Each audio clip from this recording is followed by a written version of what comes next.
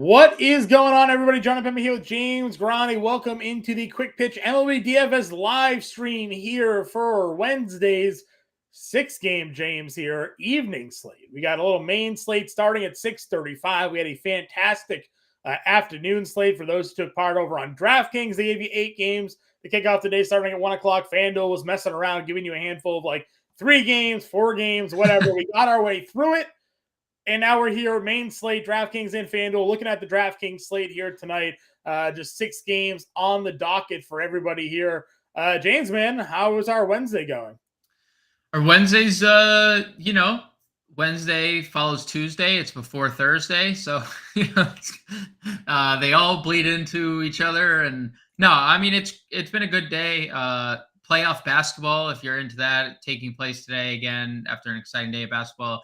All day baseball, including a Yankees win. Always a good start to your day, John. When the Yankees win, I know you also love when the Yankees win.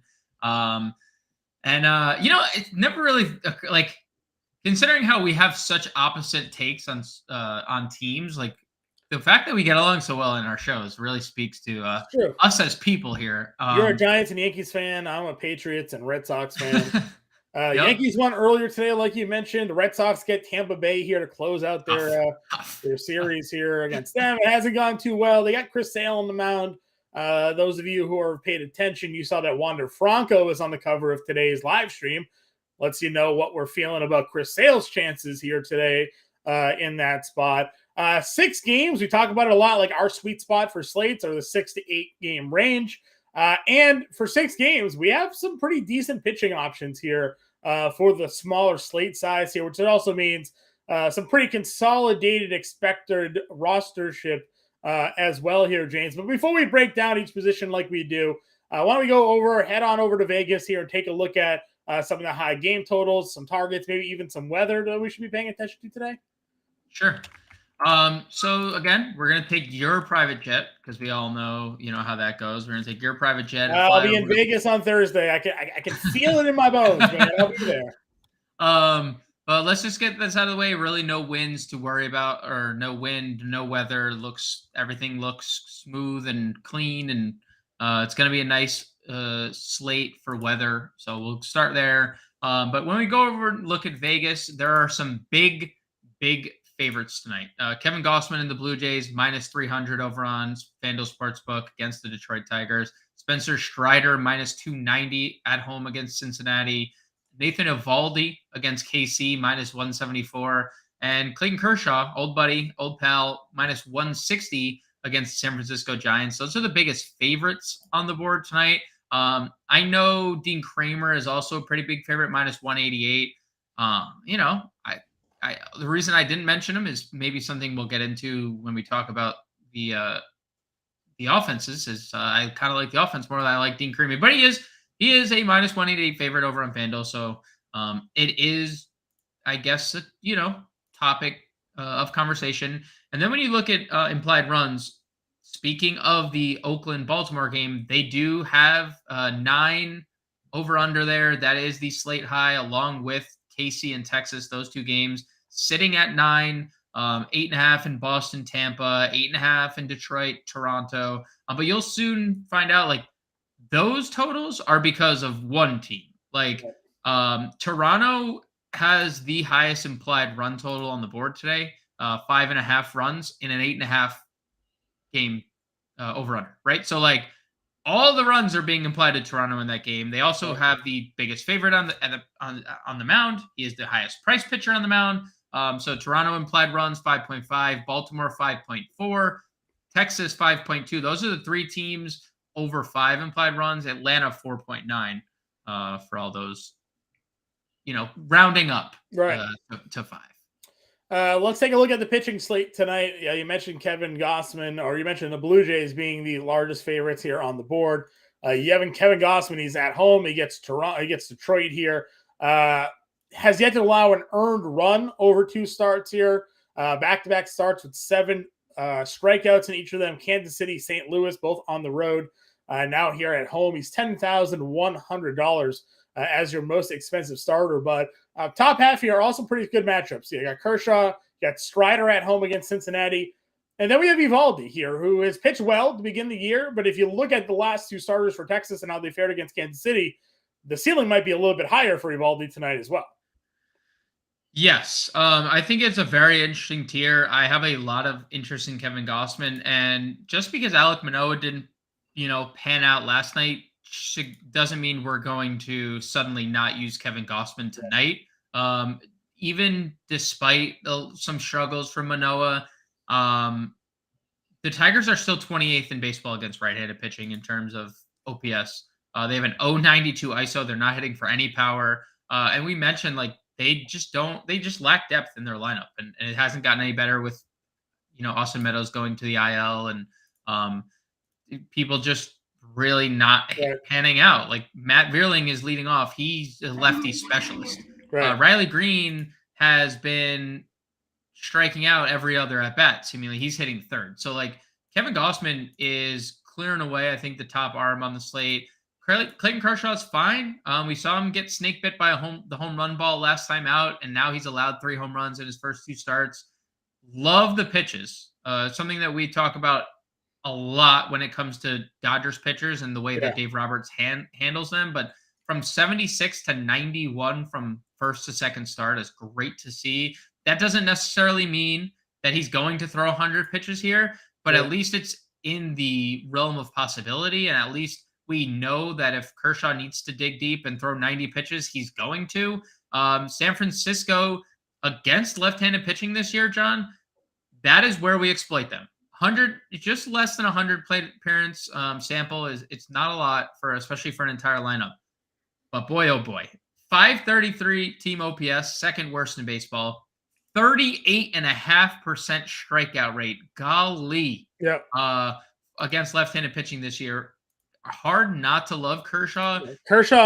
Over under 6.5 strikeouts tonight. It's minus 125 on the over tonight. So they're thinking 7 strikeouts or more here for Mr. Kershaw. Right. And not often he's minus 160 on the road. That is not all too common, especially for the Giants, who have showed that they can show some thump. They just haven't against lefties this year. So I love Kershaw. And I think you bring up a great point about Nathan Eovaldi. We kind of saw the breakout at the end of his Boston tenure. That was the guy that the Yankees had hoped for, in previous iterations of Nathan Eovaldi had hoped for, and he was the best version of him as a major leaguer, not just trying to throw 103 miles an hour and blow up by hitters. Because let's face it, MLB they face that every single day in every rotation and every bullpen. There's 2 to 3 to 4 guys that are coming in to throw 100 miles an hour. And it seemingly has worked out for Eovaldi. He's looked good in the strikeout department to start the year. 12 strikeouts in 6 in each of his first 2 starts. And you mentioned it, again, Andrew Heaney profiles better as a strikeout arm. So does Jacob deGrom, obviously. But Kansas City's still striking out against right-handed pitchers as a whole, the 9th most in baseball at 24.5%. Eovaldi minus 145 on the 5.5 strikeout total over tonight for him. So at least maybe 6 strikeouts, if not more, potentially in store for him against Kansas City tonight. Yeah, and to your point, he's done this. His first starting 82 pitches, second start 89 pitches. This is a guy that's clearly being built up to, 95 pitches here tonight. Not maybe 100. Maybe he could touch 100 depending on how, smoothly things are going. So the more pitches, obviously, the more batters he's going to face, so on and so forth. So yeah, I think the over is fantastic in the 5.5 line. And I think Nathan Eovaldi, is one of, especially if you like bats tonight, we're going to get to some expensive bats. We didn't mention, I skipped over Strider because we'll circle back. And Strider's got a 9 strikeout total tonight. Yeah, I'm a diehard, but this is the first slate where it might be difficult to pay up because we actually have a pitcher, albeit it's Kevin Gausman. It's crazy. Over 10K, right? We've been talking all week where not even Max Scherzer was over 10K, right? So last night, Ohtani and deGrom were both not 10K. Two of the best pitchers in the game, 2 of the best players in the game, not 10K. So If you want to get to savings off of Gossman, Kershaw, Strider, you can do Evaldi. But John, people came into the year asking if Spencer Strider can really be this good with just 2 pitches. And I know there's been a development of a 3rd pitch, but this guy is just, he has 10 to 15 strikeout upside every time he takes the mound. Right. Love the pitch count, 96, 101. You want to see be a little bit more efficient, maybe against Washington. Obviously, 6 innings there, 9 strikeouts, 96 pitches. Tougher lineup against San Diego, 3 runs allowed, a homer, 3 walks, and still 9 Ks there.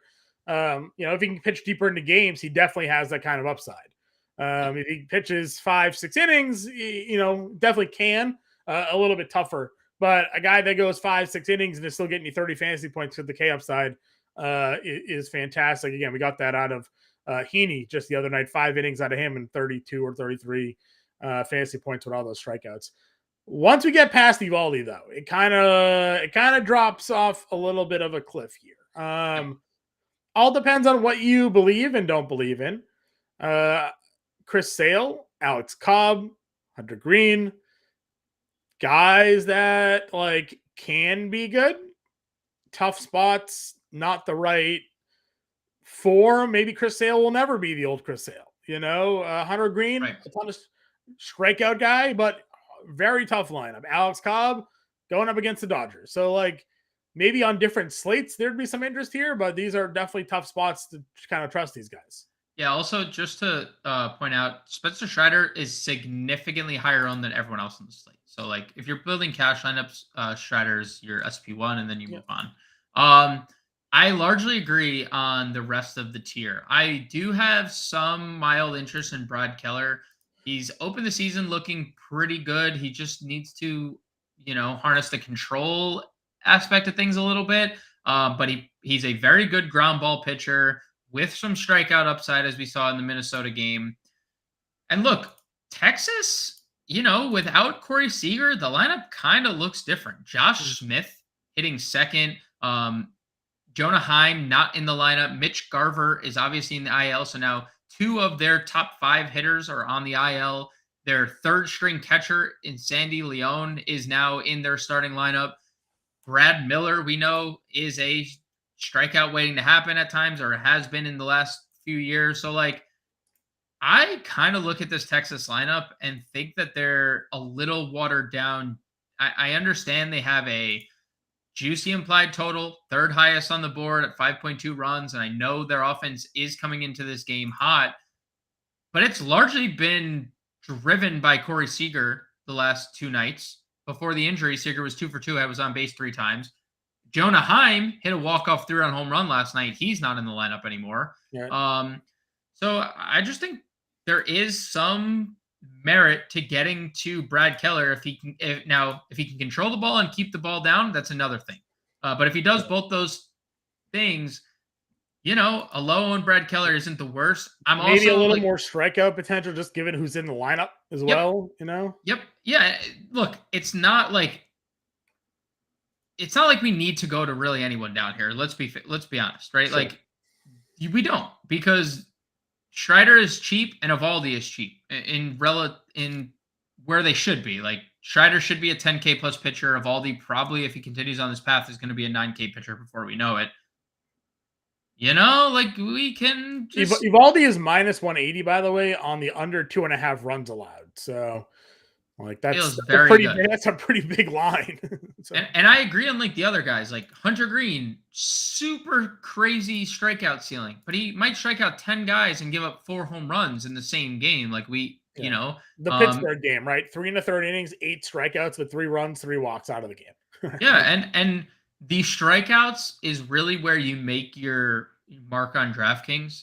It is a crucial part of it. We don't register quality starts like we do on FanDuel. And you get dinged for everything. And you get dinged for everything. So he still managed to give you double-digit fantasy points, even in outings where there's just been traffic constantly, which is, encouraging. But against the Braves, I mean, they're hitting everybody.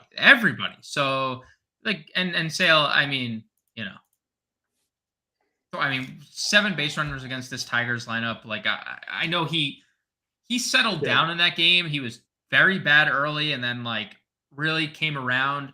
But still, you don't like 74 pitches in the second time out. You don't like that he was at 74 and got pulled after 5. So like it's really hard to get to anyone else. I don't think you need to. If you were like desperate, I think Brad Keller is probably the guy. But it's still scary because Texas has a 5.2 implied Well, run. that's what it is, right? It's not only that they have the high run total, but also, again, if you're just looking at the Vegas odds for Eovaldi, the fact that they think he's going to give up less than 2.5 runs doesn't speak great for the win equity there for Mr. Keller either. For Keller, All right, let's go on over to the catcher position. We do at least have a good amount of lineups available to us because this slate lost at 6:30 tonight, guys. So basically, right after we're done here, you got about a half an hour to build out some lineups and get it in. If you're not in our MLB DFS Discord already, you're not a member of the All Pro family member package, you can check out that scroll down there at the bottom, fantasyalarm.com/all-pro. Promo code MLB50 saves you 50% off the first 6 months. That's access to all sports for just about $20 a month, all the way through the first month of the NFL season as well. So really no better deal to get in there, start chatting up with everybody, start building some lineups. Once James and I are done with this stream, we go into the Discord and we start answering questions and helping everybody get ready for the main slate here tonight. So with that said, James, we didn't talk much about Oakland-Baltimore from the pitching angle. We don't really have much interest in Oakland probably from an offensive standpoint, but from a hitting standpoint tonight, Adley Rutschman is $5,100 here against Waldichuk, lefty matchup for him. Are you spending up for the big Baltimore catcher? I am. I know it's a tough ballpark to hit in, or it has been. I think Ryan Mountcastle debunked that theory last night with 9 RBIs and 2 home runs. I have interest in pretty much every single piece. I might play Baltimore Oriole bench guys today, John. Just because when they're up 16-2 in the 4th inning, we might get some bench at bats. Not really, but just kidding. And Ice Through, what's up, dude? I see you in the comment section over there. Our man Ice Through, one of the biggest supporters we have on site. We appreciate you for always stopping by in Discord and our live streams and podcasts, all that good stuff. Probably gonna get another takedown tonight because one of those rare dudes that reads the room right all the time. He takes the information that we put out there and puts it to use better than we do. So congratulations on that. definitely does. Yeah, look, Rutschman has been awesome against left-handed pitching to start the year. Yeah, last year was the other split. He was killer against righties, but this year he's hitting 460 against lefties. Super small sample size. It's like 7 for 13 or something like that. But we've been drooling over Baltimore offense most of this season here. Now you're getting just a bad pitcher in Oakland here on the mound. So it should be interesting because if you're looking at the top group, like we're not really in love with Salvi or Stevenson, Melendez, nope. Sean Murphy, maybe. Again, the everyday starter, Sean Murphy now with Darno on the injury list starting to come through and hit. Danny Jansen's at 3,600, gets the lefty matchup there against Rodriguez. Christian Bettencourt, we do like him in lineups against left-handed pitching there. $3,000 up against Chris Sale. Certainly someone you could maybe find a lineup. They're double catching today. James McCann also in the lineup for Baltimore, so Rutschman must be DHing, I would imagine, for their lineup. We know McCann historically is hit lefty as well, $2,200 there if you're looking just to straight up punt the position. But if it's not Adley for you, who's your other catcher on this small slate? How about James McCann hitting 4th for the Baltimore Orioles today, huh? That is, and yet, John, we sit here and they have the second highest implied total on the board, right? It's like Baltimore with 5.4 run implied total with James McCann hitting 4th. I mean, look, it's probably McCann.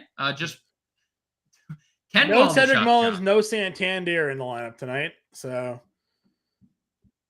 this year, Ken Waldichuk has 8 registered innings against right-handed pitching. Do you know how many home runs he has allowed in those 8 innings? 6. That's not a good number. That's not a good number. 13 earned runs. 13 earned runs against right-handed batters alone. 897 slug, 567 WOBA against So you're saying I right-handed should bats. take the over RBI prop over on Prize Pick tonight? I see you looking for it. I see you looking for it. I'm typing it up. I'm just gonna go check the board over here again. We hit our Prize Picks power play of the day for the opening slate 2 days in a row. Congratulations to everybody that followed that. Those picks are free on YouTube. If you're watching this right now and you're watching it from YouTube, subscribe. We give out the picks free every day. They're in the Discord. If you're watching on Twitter, go to the YouTube, subscribe. It's there for you. Back-to-back days there with the winning picks for Prize Picks. And John, do you pay for those? You don't. They're free. Picks, right? Yeah. Oh, okay. I was just checking. I must have free. I forgot. So Ryan Mountcastle and Adley Rutschman, I don't have an RBI total for them, but I got a run score total over a half a run. Do you think Mountcastle or Rutschman find their way to cross the plate tonight against Waldachuk? I mean, there's a good. They both hit righty. They both swing from the right side, and he's allowed 14 earned runs. Hitter fantasy score. Ryan Mountcastle 7.5. That feels like a W. Feels like a pretty good. I had 46 fantasy points last night. Feels like a pretty Ryan, good Adley Rutschman 3 straight games over 7.5 fantasy score. 4 of the last 5. Listen, we talk about everything on this stream. Sure, it's a DFS DraftKings breakdown, but as James just alluded to, man, 6 home runs allowed in 8 innings to righties. That's a big number. That's a big number. That's bad. That is. If you continue that, you will not pitch in the major leagues. I don't know how he's still in the major leagues after his first 2 innings. So. We're talking about Oakland here, right? So, this is our version of the Charlotte Hornets. 7 home runs allowed. This is the 2/3 innings for this man.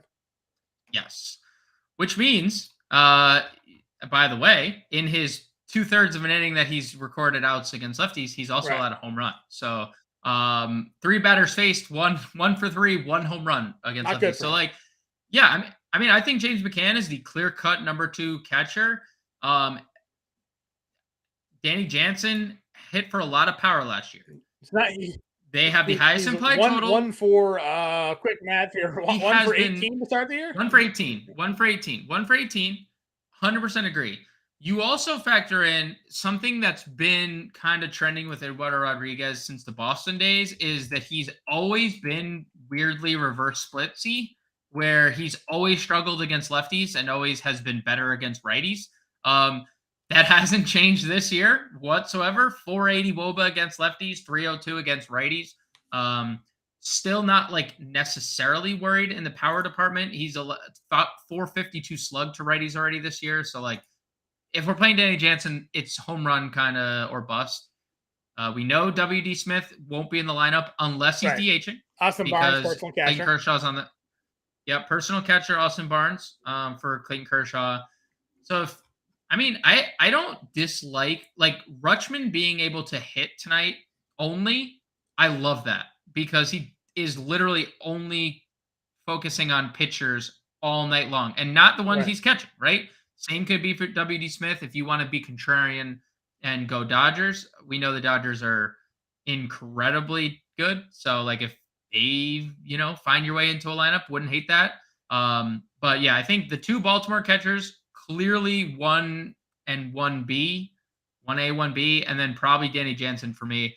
I don't know if there's anyone else for you that you like. That's it. I just want to give a shout out to Serge in there. He loves the stream. We love you. We love you too, happy to have you tuning in. Hope you enjoy the information you're getting. If you got any questions, again, if you're watching this, don't be shy. Throw your question in the stream. James and I here will help you guys set up. We're right up till 6 o'clock tonight.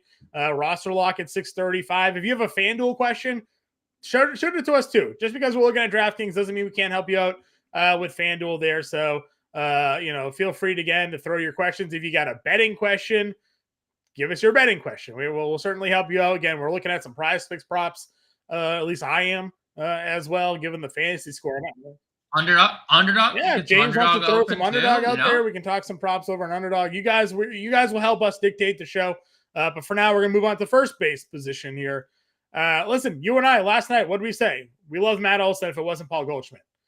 Matt Olson goes yard. That's not going to change for us. I think most nights we're like Matt Olson's going to be among our top 2 first basemen. Green, we talk about big strikeout upside. He also gives up home runs. So for me, Matt Olson at $5,200 is a pretty strong play. Vladdy Guerrero, 5,800, super expensive. Yandy Diaz homered last night, James. I don't know if we can count on that repeating itself, but we know that Tampa Bay's offense has been pretty wild. But I mean, is it point chasing to play Mountcastle, or like, you know? I mean, it's not point chasing. It's so like this is our like Coors Field ownership, right? Like if think about Right. Coors, Baltimore is going to be extremely popular tonight. We've already talked about Rutschman. Their 4-hitter James McCann at catcher is a punt, right? So you can afford that. Ryan Mountcastle just had a jillion fantasy points. Actually, just look at there's like 7 commas. If you're and how many Oakland, do you fantasy even points he pitch to scored him last today? night. Like, what's the point? No, you're right. But like he's $4,300. Their 5-hitter, who we'll get to as multi-position eligibility, $3,300. Gunnar Henderson, $4,000. Their outfielders, they only have 2 registered on DraftKings, both under $4,000. It's unfortunate that there's a lefty on the mound because the GOAT Jorge Mateo would be just all over our lineups tonight. True. The thing is, like, it's Mountcastle versus the field right now in terms of ownership. It's Baltimore versus the field. And right now, I'm leaning toward Baltimore because we're facing a guy who is allowing just a stupid amount of home runs. And I get it. Baltimore's park, like yada, yada, yada. But Orioles offense has just been awesome, and Waldichuk has not. So I love Mountcastle here. I love all the other guys you mentioned. John, you were dead spot on about the ballpark in Toronto yesterday. Most home runs ever hit on an opening day game for Toronto. There was the viral thing about the girl eating the hot dogs. The girl eating the hot dogs. I mean, she must have not got the memo about the ballpark, right? They moved the walls in. They made them high. They made them higher, but again, Vladdy's problem wasn't that he was hitting them too low. Right. So yeah. So like, I think like you're like it's Mountcastle is the best first base play of the first day. Base sounds right too, including Price. Yeah, first bay of the day. But and Olson's fine. I love Vladdy as a pivot. He's incredibly expensive. People probably like, oh, I don't know if I can really get there. It's $5,800. Guess who has the highest implied total? More than Baltimore. Right. Toronto does, right? 5.5. So I love Olson. Yandy Diaz is flexing his power and his 2 top unbuttoned parts of his jersey. 3 home runs already this year. This is a Nathaniel Lowe fan club podcast that we've built here. Now and turn into a live stream. But it's Mountcastle, and my pivot is Vladdy for me personally. I'm with you there. I think it's probably Mountcastle. You like Vladdy. I think Olson's still maybe a pretty strong play there. Not that you disagreed, but an interesting spot for them. Value tier. What do we didn't talk about really the cheap guys on it. I mean, Bradley's making his debut for Tampa. Tristan Casas is hitting 4th tonight, $2,600. Would you dart throw Casas in a lineup here today? In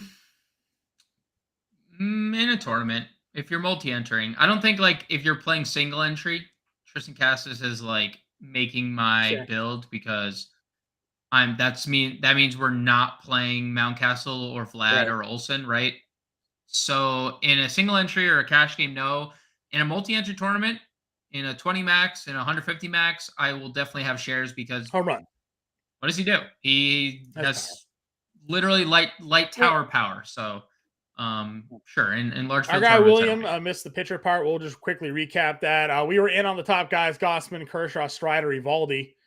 And then after that, it was really just a dart throw. James thinks maybe Brad Keller is your value play on the pitching side of things tonight. Given who is in Texas's lineup, pretty weak lineup that they're throwing out there this evening. So maybe Keller if you're not in on that. But it could certainly be a direction to go. Otherwise, we're looking to spend up at pitcher tonight. Gossman is the biggest favorite on the board. And I like Evaldi a lot. You're just looking at the way Kansas City and Texas have their pitchers for the Rangers strikeout galore with Heaney and DeGrom the last 2 nights there. So that's our quick pitcher recap. Let's go on over. Yep. And William, I was just gonna say, if you're playing, depending on always, if you need something specific, like who's the best cash game pitchers or who's the best tournament pitchers, something, a good indicator. If you head over to fantasyalarm.com and look at our ownership forecaster, it will give you an idea of like, okay, this guy's going to be X amount owned in cash. That pitcher tonight is Spencer Strider. He is the highest owned pitcher projected on the slate.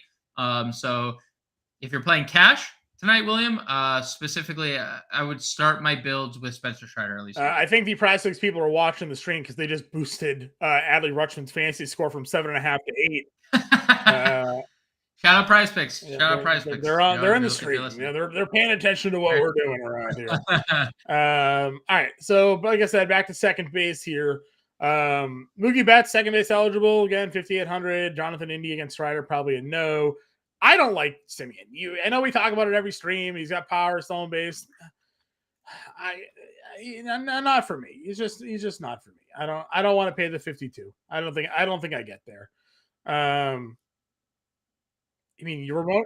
John is a Marcus Simeon hater. I think it's probably the jawline that John hates the most. I don't think it's anything to do with his play. I think John just wishes he had the Simeon jawline. True. I wish you almost have the Ramon Urias goatee going. Do it. Let's. Yeah. I mean, I don't know if Ramon Urias is by choice. Mine is, like I cannot grow a beard here, so like if I remember correctly, Ramon Urias last year against lefties was like, Baltimore has had a good. Austin Hayes kills lefties too, right? There is a reason that Baltimore is. If you look at the rostership, and you click on it, the top 10 names, it's Spencer Strider and then 9 Baltimore guys and then everybody else. Like everyone is going to play Baltimore. I think I confused Ramon with Luis Urias, by the way. Ramon hit righties better last year. I think Luis Urias hit lefties better last year. Still has the split advantage. Still going to be popular hitting fifth. Yeah, 100%. In a matchup where, look, he's been wishy-washy, but hits in 4 of his last 5 games.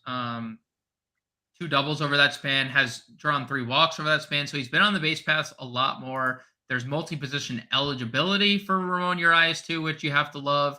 So I mean, there's no reason not to like him at $3,300. Yeah, again, to your point, right? I don't want to be like just stupid repetitive when it comes to all this, but Baltimore is just the chalk. So every Baltimore player is going to be in play here tonight. Correct. William, he wants to play Strider, but he's looking at Bradley as an SP2. Are you punting your SP2 against Boston tonight? So I don't hate Taj Bradley. I don't hate the idea of it. Yoshida getting scratched, definitely doesn't hurt.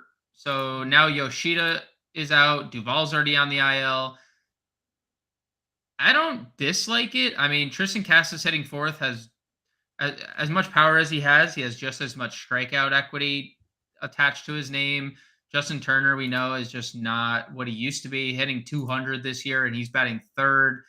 I don't dislike it. He's $4,000, right? Like, at the end of the day, we don't necessarily need the money unless we are spending up on Dodgers, right? If we're spending up on Dodgers, then I can see it. If you're spending up on Tampa Bay, I can see getting to it, right? Like correlating the pitcher with the hitters too is fine. I don't hate Taj Bradley, just not like something I think we need to do with Baltimore being so cheap. Like you can play Gosman Strider or Strider Eovaldi or Strider Kershaw, whatever the combination of top 4 guys with Baltimore, and then go really anywhere else you want to go with another stack, or if you want to do one-offs or two by two, like whatever you want to do. So like you can go Bradley. I just think that's for me a secondary approach on today's. I'm with you there. All right, let's go on over to the third base position here then. Rafi Devers is your top price second baseman at 63. Austin Riley at 56. You get Muncy there at 48. The forgotten soul, Matt Chapman's at 47. He homered last night as part of the grouping. Gunnar Henderson, and I need to keep talking about Baltimore, but he's hitting 6 at 4K. Josh Jung is the guy you've mentioned. We got the lefties. I mean, you got the guys like Paredes against the lefty and Sale. Where are you kind of keying in and starting your third base position at? Yeah, so like I actually don't dislike Muncy. We saw the home run upside. We saw the slate breaking upside just the other night. If Alex Cobb is not keeping the ball down, he's someone who can allow a home run. Muncy's fine, 48. Matt Chapman not only homered last night, John, he has now homered in 3 straight games, 3 straight multi-hit games for Matt Chapman. He has 8 RBI over that span. He's even stolen a base in that stretch as well. So Matt Chapman, 4,700. Again, Blue Jays are just such good plays tonight. I know we've spent this whole entire stream as the number one proponent for Baltimore. Toronto is as good, if not better, than Baltimore. I think like per dollar, Baltimore's the better play because they're obviously a lot cheaper and allow you to do a lot more things. But that might depress Toronto's ownership a little bit, and getting to Matt Chapman 4,700 is a good idea. I am very sad at the start Gunnar Henderson is off to because I am invested in Gunnar Henderson quite a bit. Can't dislike the walks, and he's, despite only having 4 hits, he's been on base 13 times already this year. Like, it's been nice, but like, we need something else. Maybe this is the spot to get him going. Like lefty, I understand, but there's multi-position eligibility here for Gunnar Henderson, which we have to love as well. So I love that. Isaac Paredes is a beast against left-handed pitching. And Chris Sale is going to continue to struggle. I'm going to have interest in Isaac Paredes because he is hitting third every time there's a lefty on the mound. Hit a home run against the Red Sox just yesterday, has had 3 home runs already. 314 average is a pretty good sight too. Really doing nothing wrong at the plate. So Paredes, Gunnar, Chapman really are where I'm honing in on. Don't hate Riley or Muncy either. No, I agree with you. Again, it's one of those things where we talk about all the time. Like, fandom doesn't win you money usually. So being a Red Sox fan, I have to kind of take that Red Sox hat off, look at it, and realize Tampa Bay's offense has been an absolute juggernaut, and they hit left-handed pitching really well, and Chris Sale kind of sucks. So, Paredes at $3,700 makes a lot of sense for a lot of lineups tonight. And those who aren't Red Sox fans are going to be stacking against Chris Sale most likely tonight. So, I agree with you. It's a good spot there for sure. Was there anybody else that I know you've rattled off a whole bunch of names there, but anybody you wanted to just sort of like call a core, I guess, here? I was just gonna make a comment. It would suck to have Chris Sale in like an auction draft for like $9. Yeah, I was talking to you like just clicked him and then couldn't go back. I agree. We have a couple comments here at third. Matt Chapman today on FanDuel, $4,400. It's crazy, but we talk about it all the time. Like, no matter what Matt Chapman's price is, that could be $2,400. Nobody pays. He's the forgotten man. You see Springer, Vlad, Bichette, your eyes light up, and by that point, you have no more money. So nobody plays Chapman because they can't afford him. So and he's been their best, and he's arguably better. He's been better than all of them. 15 RBIs in 11 games. They get on base, and he drives them in. Right. 100%. I like Chapman for sure. And then William, do you believe Baltimore pieces will be too chalky? I mean, they're going to be chalky. There is too chalky. This is where how you interpret it. Risk management or risk aversion maybe is a better way to talk about it. If you're okay with 60% of the field playing, Mountcastle, and you get Vladdy at 10%, then sure. But understand that if Mountcastle does what he's been doing, you probably lose tonight. So, we talk good chalk, bad chalk a lot on this show. Some nights it makes sense. If you're multi-entering, then sure. But you said it looks like you're playing single entry. So if you're okay losing tonight, which everybody should be okay understanding that losing is part of DFS, then you take that chance. You fade the chalk. You play Vladdy. You hope Vladdy's the one that homers tonight and not Mountcastle, and then you have the edge on the field. But a lot of people are going to be on Baltimore tonight. The ownership's going to be high. We're looking at some of that already. That's what we're looking at tonight.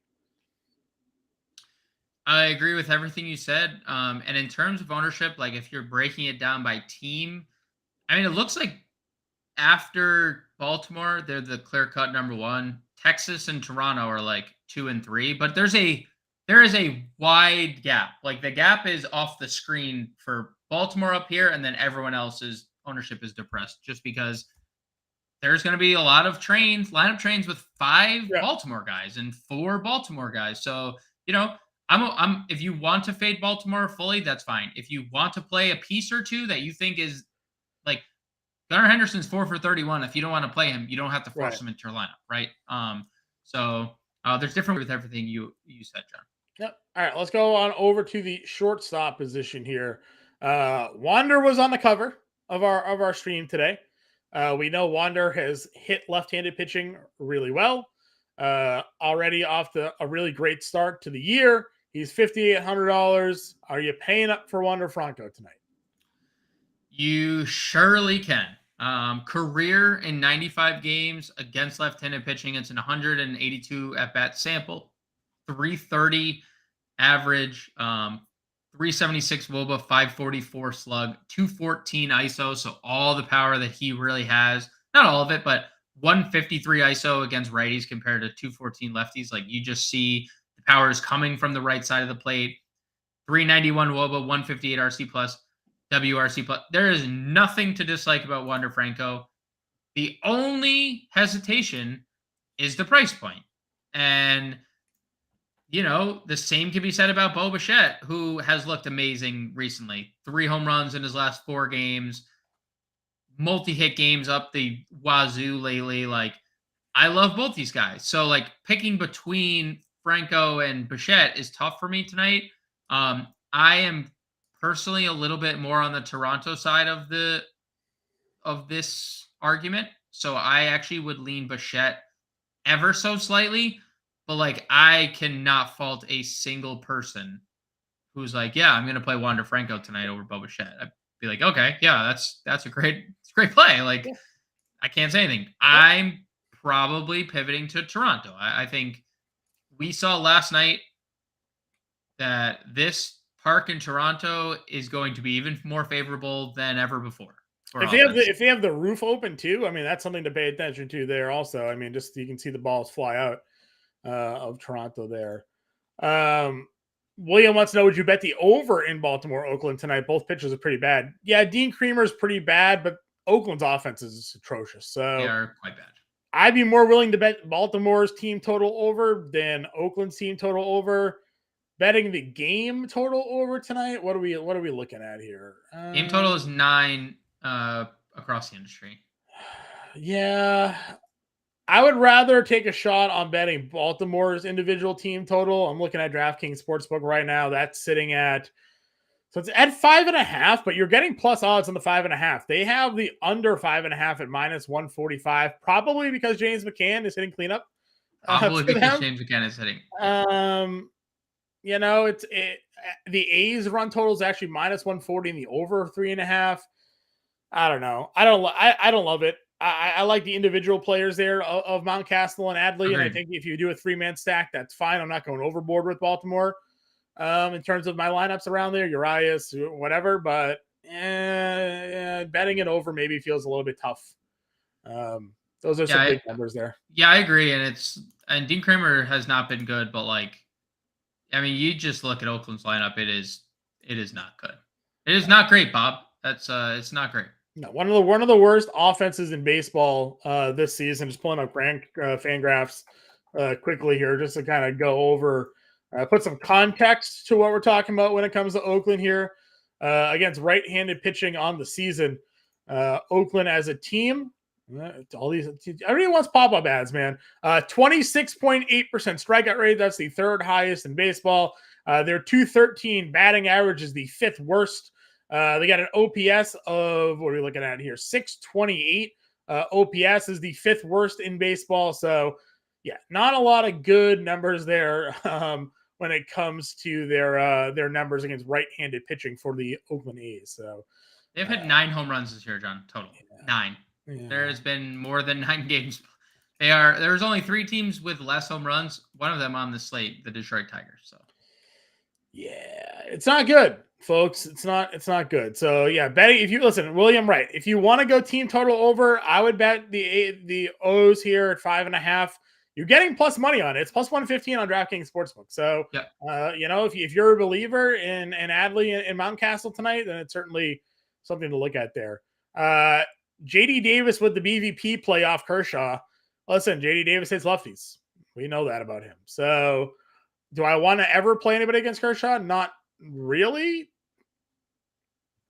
11 at-bats isn't a huge sample size, but it is good to know he's got 3 home runs off of him. So if that's a tiebreaker for you, sure. Am I putting JD Davis in my lineup specifically because he's 5 for 11 off Kershaw? I'm not doing that. I mean, I'm not. This isn't the Paul Goldschmidt, Madison Bumgarner, or Tim Lincecum, rather, I think it was split, where he had like 6 home runs and like 8 at-bats or whatever the heck it was to start his career. Absurd. That's the G-Man Choi versus Garrett Cole thing too, where G-Man Choi was like 11 for 12 with like 5 home runs. You're like, okay, this is just gonna happen again. I am not, you know me, I am not like a big BVP guy necessarily, unless there is a substantial sample, because like we're talking about players, we're judging players off what, 500 at-bats a year, right? Like 11 at-bats over a career is not, like, there's so many different factors. There's different teams, ballparks, weather, atmosphere, a family member could have passed. Like, there's so many different factors going into your day-to-day that, like, BVP really, I think, only is viable, like you said, maybe as a tiebreaker when there's, like, everything else is even, or, like, when there is a large sample. Yeah. For the record, it was 7 home runs and 28 at-bats off Lincecum for Paul Goldschmidt. That's a lot of home runs. It was a lot of home runs and not many at-bats there. One off JD Davis, sure. Again, you know what? Power like that as a separator can certainly be what makes a difference in a lineup. If he hits a home run for you, that's fine. Again, nobody, in my opinion, is going to be stacking Giants tonight. We talked about the crazy strikeout numbers against left-handed pitching for the Giants lineup and the fact that they aren't hitting them at all either. But guys like Wilmer Flores, JD Davis, they have men in their lineup that do hit lefties. So, certainly one thing could happen and kind of take over there. So I'm not gonna fight you too much on it. Any other shortstops here? We talked about the top guys: Franco, Bichette, Bobby Witt is actually starting to heat up a little bit. We know the talent's been there now. 3 hits in the last 4 games. RBI off of DeGrom last night. 2 hits there. He was a guy. He had a 120 batting average in balls in play to start the year. So that was not going to last forever. Get Evaldi. We like Evaldi tonight, but Bobby Witt's another guy up there that could be a pivot off of him. Yeah, and we know Bobby Witt not only has power, he has speed. So like he can always break a slate, even if he's doing it all by himself. So yeah, I think Bobby Witt's a fine pivot off Franco or Bichette at the top. Okay. For value, Santiago Espinal is $2,700. That's probably the only cheap shortstop. I mean, I'd play Jorge Mateo $3,900. I know, like, he's been so good to start the year. 286. Like, I think maybe the best part, Jorge Mateo strikes out a lot.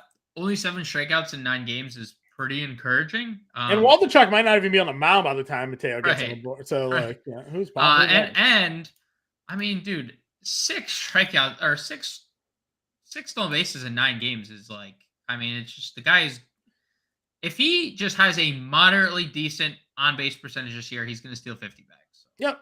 Our Arizona Diamondback stack against Jason Junk is starting to look pretty good here. Corbin Carroll just homered. So shout out to the early morning podcast for the 1 p.m. slate here. Diamondbacks now got 7 runs on the board here this afternoon. Could be the Baltimore Orioles version of the play here. The way we're breaking ourselves down. So yeah, that's fine. Listen, we like Mateo. I agree with you. We'll see who's in the lineup for the Dodgers. And Espinal, 2,700 versus Rodriguez probably seems fine. Outfield, a lot of guys we can choose from here. Yep. Acuna's up to 6,500. Randy Arozarena is at $6,100 here. Springer's at 54. Dola's 5K. Jake Fraley's up to 5K. Not that I'm playing him against Strider, just commenting on the absurdity of Jake Fraley being 5K. Break down this top half of the outfield position for me. I mean, look, Acuna is a monster, and even on down games like yesterday where he's just 1 for 3 with a single, he still has an RBI, 2 walks. Obviously, not having a stolen base, like you don't want 9 fantasy points from 6,500, but it just shows you the just raw ability of this guy, just insane. So I like Acuna quite a bit. Arozarena hits lefties very well, no problem getting there. I think I'm just kind of gonna keep trending on this Blue Jays path, John, and Okay. look at George Springer, who, he hasn't been great. He got in on the home run parade. He's been in on the home run parade that the Toronto Blue Jays have been on of late. I mean, Chapman has home run in 3 straight. Bichette has home runs in 3 of 4. Springer has home runs in 2 of 3. They've scored 22 runs in their last 2 games. The walls are moving in. Erod, it doesn't look like Boston Erod. He looks like remember he disappeared last year for a random amount of time. He also missed a lot of time with the heart issue. He had the myocarditis. Yep. Hasn't really been that guy since. So who knows how much impact that's all having on him as well. Yeah, so all good points. Springer with a little 4-game hit streak going. We love him at the top of this lineup. So I think Springer is probably my guy over 5K. And I also think it's hilarious that Jake Fraley is 5K. So our guy William here says, do we like Acuna or Arozarena better tonight? You seemingly like Springer, though. You would play Springer over those 2 plays? I mean, I guess it depends. Like if we're not factoring in stacks, like if we're playing just one-offs, then I think Springer would probably be my favorite. If you have the salary and you want to get to Acuna or Arozarena, I would probably lean Arozarena. Because Chris Sale just hasn't looked good, and the Boston bullpen is, what it is after Chris Sale. Right.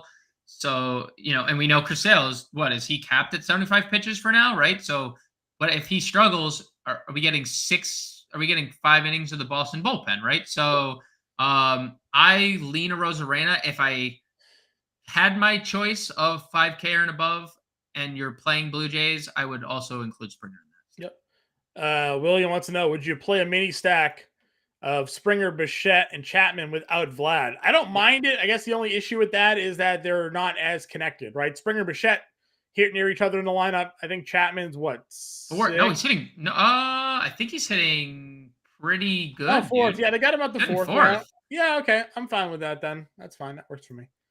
Because 1, 2, 4. They moved it last year. I felt like he was sitting a little bit further down in their lineup, but well, they also had Varsho. They had Varsho 4th yesterday with the righty on the mound. Maybe that's what I was thinking. Then that's why they had him down. Yeah, listen, I'm fine. If you want to not play Vlad and play Mountcastle instead, like sign me up for sure. Mm-hmm. Works for me. Mid-tier outfielders for you. We mentioned Varsho, but he is a lefty versus lefty matchup. I've always been a Laureano guy. Same. I think that he got popped for Peds and people kind of passed him off. But he definitely has some speed. There's a little bit of power. He's got hits in 3 or 4 at 4,200. Again, Dean Kramer's not a good pitcher. So if you're going to find anybody in Oakland, Laureano, maybe Seth Brown tonight, something like that could be in play. Yeah, I think it's probably Laureano or bust for me personally on the Oakland side of things. Like, sure, Jesus Aguilar can run into a home run, or Ryan Noda can run into a home run, or Tony Kemp could steal a base leading off, right? Like, Dean Kramer's not good, but they're just so bad. This team is so bad. Laureano would be the one piece that I'm perfectly fine with. I also like Dolan Varsho has kind of exercised his lefty demons from a year ago, John. His only home run this year is against a left-handed pitcher. He had 27 home runs last year. 26 of them were against righties. So he's already tied his home runs against lefties. And I profiled at the beginning, Erod's been a reverse splits pitcher for a large part of his career. Yeah. It's no different to start this season. It was no different last year, despite it being like a small sample, 393 WOBA to left-handed bats. Varsho hitting 5th. I mean, we're talking about everyone else, right, in this Blue Jays lineup. Like, Springer and Vlad and Chapman and Bichette.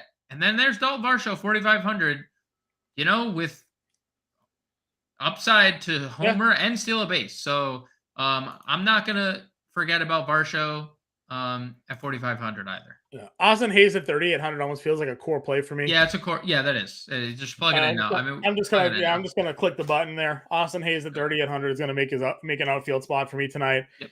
Outman's at 36 against Cobb, pretty decent. We got Margot and Hernandez here, $34 and $3,300 against Sale. Again, if you take your Red Sox half off, it just lines up to be a great matchup for Tampa Bay here. Don't be talking. I'm dodging that one. I say if you take your in the figurative space, if you take your there's no your in Red Sox figuratively or literally. I'm dodging it either way. All right, well, we got a couple minutes left here, so let's roll through and let's get our lineup together. There's a couple more value plays we could talk about, but let's build the lineup here tonight. Pitching, we like Evaldi here. Who is your SP1? I mean, if Strider is the chalk, okay. I'm okay eating that chalk. He's cheaper than Kershaw. He's cheaper than Gossman. Okay. And I think that's going to allow us to get all the Blue Jays and Orioles that we want to get. So let's see where we can jam in here. We like Mountcastle. Third base, we were going with Chapman and Bichette, right? Yep. Okay, that's $3,500 a play. Second base. James McCann at the catcher position will afford us all the value we need. McCann works. $3,900 for second base and two outfielders. Merrifield or Urias. Yep, I'm fine. Ramon. Yeah, I'm fine sticking your Ramon in there. $4,250 for two outfielders here. Let's see here. Varsho's 45. I feel like he's going to be the forgotten man of the stack. So. All right, Varsho's in there. We got 4K for one more play. We're probably going to eat some extra money this one. Let's go Outman 36. What do you think? Yes, I think there's home run equity in James Outman for sure. All right, that's the lineup for tonight. Get in the Discord if you're not already a member of Fantasy Alarm. Join today, fantasyalarm.com/allpro. Promo code MLB50 saves you 50% off the first 6 months. It takes you through the first month of the NFL season. Promo code MLB50 at fantasyalarm.com/allpro. For James and I, we'll be back tomorrow. Short slate on Thursday, but we'll have you covered there. Anyways, good luck. We'll talk to you all guys later.